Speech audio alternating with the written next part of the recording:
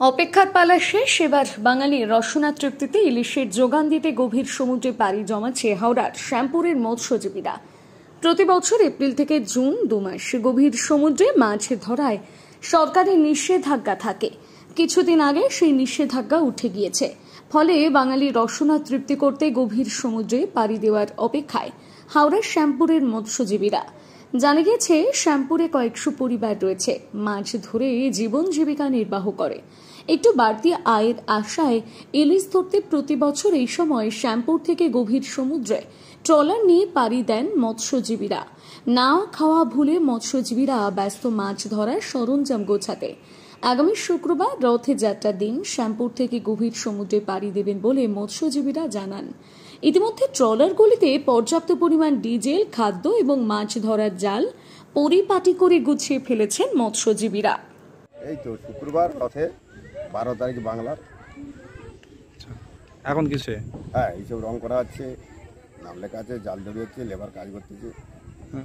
ওই অমাবস্যা পূর্ণিমা থেকে 15 দিন অন্তর আমাদের টার্গেট, কিন্তু ভাগ্য লটারি হিসেবে যদি কারো মাছ করি পড়ে যায় তাহলে তাড়াতাড়ি চলে আসে নাকি। হ্যাঁ, আমরা এই সময় বেরিয়ে, কিন্তু 15 জুন কেউ বেরিয়ে চলে গেছে, 15 থেকে 16। ওয়েদার অনুযায়ী তো জানা যাচ্ছে যে আশা করি হবে।